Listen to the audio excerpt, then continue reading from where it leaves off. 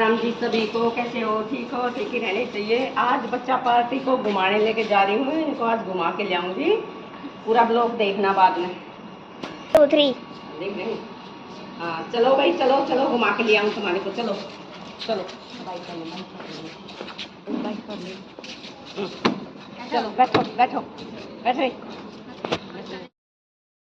अब हम बैठ लिए हैं बस में। अब पहुँच जाएंगे थोड़ी सी देर में।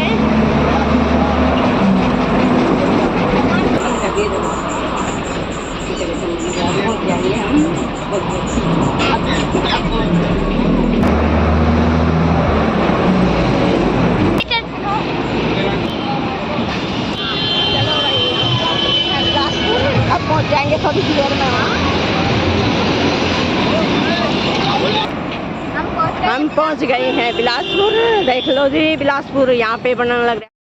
हम पहुंच गए हैं भाई बाबा के घर में। देखो बच्चा पार्टी आगे जा रही है, ये नहीं रुक रहे हैं आज। शिव बाबा, हम पहुंच गए हैं बाबा के घर में। शिव बाबा के घर में पहुंच गए हैं। बस अब अंदर जाएंगे। ये है मेन गेट। अब हम जा रहे हैं अंदर।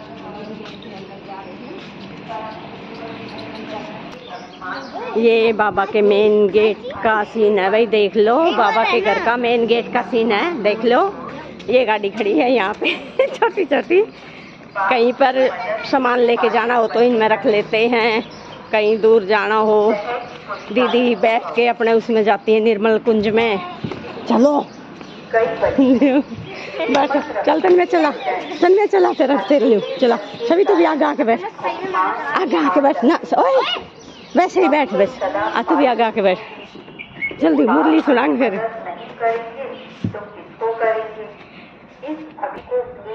तन्मय चला रहा है गाड़ी, छवि खुशी बैठी है साथ में। तन्मय बन गया ड्राइवर। ये बाबा का मेन गेट बहुत लंबा है भाई। देख लो फूल पौधे, ये पानी की टंकी है इधर। ये यहाँ पे कीर्तन हो रहा है बाबा के घर में। देख लो भाई, राधा कृष्ण, गाय है कितनी सुंदर है। इधर देखो, देख लो भाई। ये हमारे बच्चे भी वहाँ पहुँच गए हैं। देख लो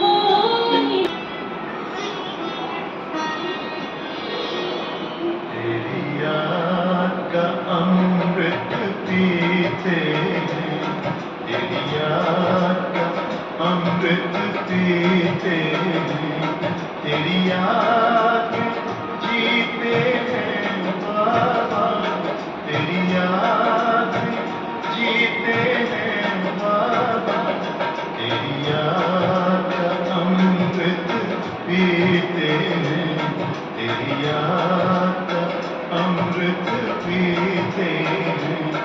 रहे याद सदा ही साथ तेरी, रहे याद सदा ही साथ तेरी। बस और न हम कुछ चाहेंगे, बस और न हम कुछ चाहेंगे, तेरी पीते हैं, तेरी याद का अमृत पीते हैं। अविनाशी होते हैं वो पल, अविनाशी होते हैं, हर पल को सफल बना देंगे, हर पल को सफल बना देंगे। तेरी याद कभी ना छोड़ेंगे, तेरी याद कभी ना छोड़ेंगे, तेरी याद का अमृत पीते हैं, तेरी याद का अमृत पीते हैं। प्रभु संग संग बाबा, यूं ही प्रभु संग संग बाबा, इस दुनिया के सुख पाने क्या, इस दुनिया के सुख पाने क्या, लहराते रहे तेरी यादों में, लहराते रहे तेरी यादों में, उन यादों में खो जाएंगे, उन यादों में खो जाएंगे। बाबा तेरी याद में जीते हैं बाबा, तेरी याद का अमृत पीते हैं, तेरी याद का अमृत पीते हैं। रहे याद सदा ही साथ तेरी, रहे याद सदा ही साथ तेरी। बस और न हम कुछ चाहेंगे, बस और न हम कुछ चाहेंगे, तेरी याद का मेरे हमदर्द यह जिंदगी का सार है। इस बड़े संसार में तेरा प्यार ही आधार है, इस बड़े संसार में तेरा प्यार ही आधार है। बाबा तेरे हमदर्दी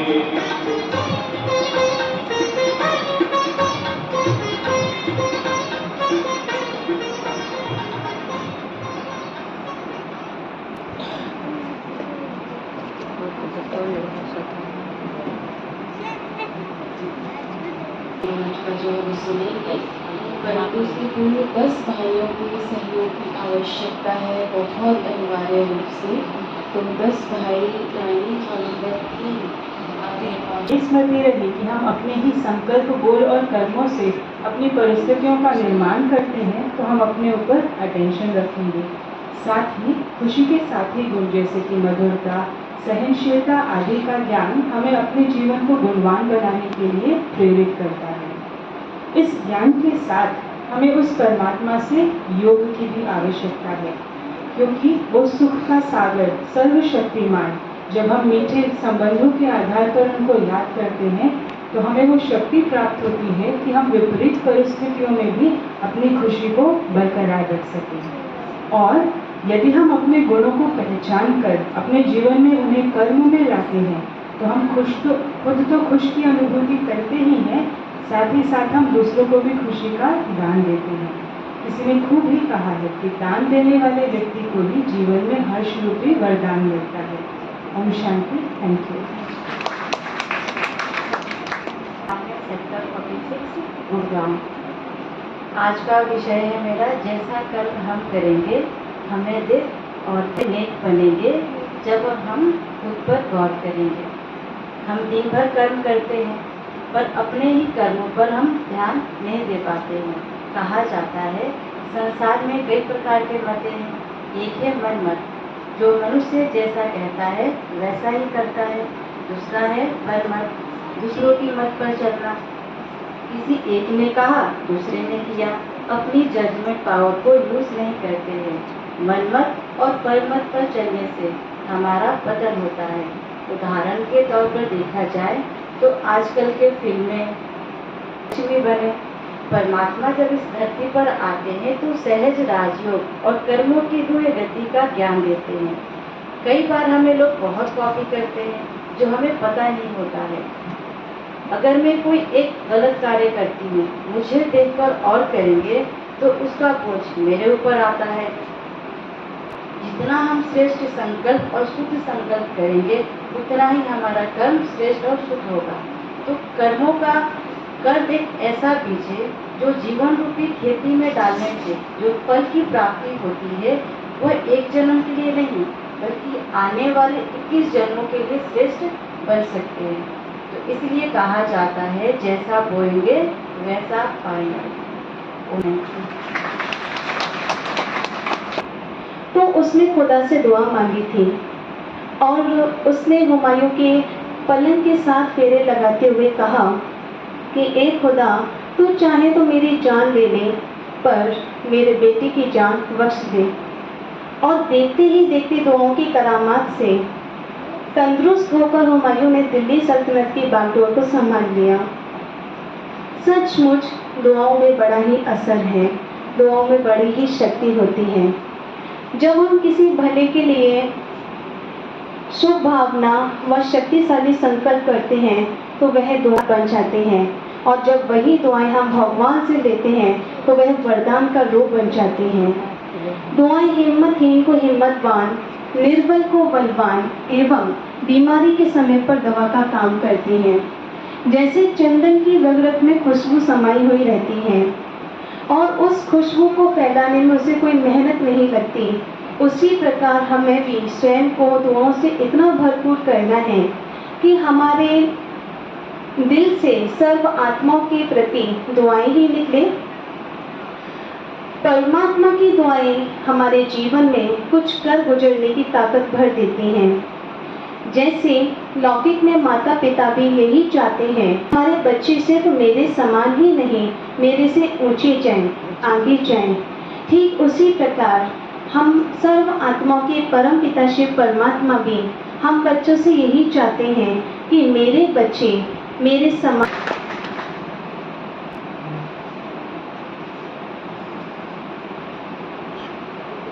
शांति भाई बहने बैठे। देश में शांति आती है और जब देश में शांति आती है तो पूरे ही विश्व में शांति। हार है शांति। वैसे ही हमारी ब्रह्मा कुमारी की मुख्य पूर्व प्रशासिका हमारी दादी जानकी जी भी कहा करते थे कि मैं कौन, मेरा कौन और मेरा कर्म क्या है। तो इसके अनुसार मैं एक शांत स्वरूप आत्मा हूँ। परमपिता परमात्मा मेरे पिता है और मेरा शांति का स्वधर्म अपनाने से हम अपने विश्व में शांति का एक वाइब्रेशन फैलाते हैं। अंत में मैं अपनी वाणी को एक बात अवश्य कहना चाहूँगी कि ओम शांति का एक महामंत्र ही है, जिसे ओम शांति कहने से ही हमें गहरी शांति की अनुभूति होती है। ओम शांति।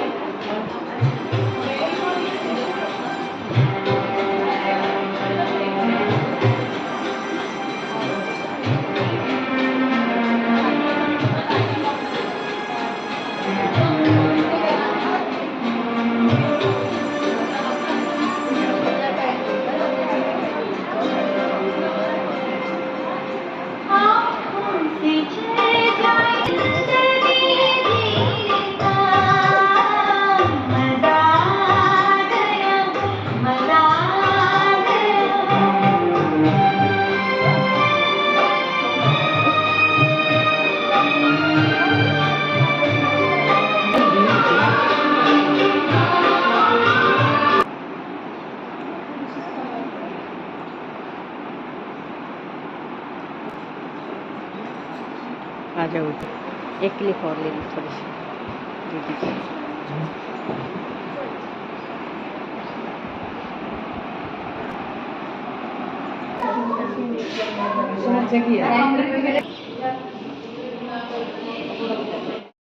गाइस हम घर आ चुके हैं और हम ये व्लॉग यहीं पे एंड करते हैं। बाय बाय, राम राम जी सभी को। व्लॉग कैसा लगा कमेंट करके बताना।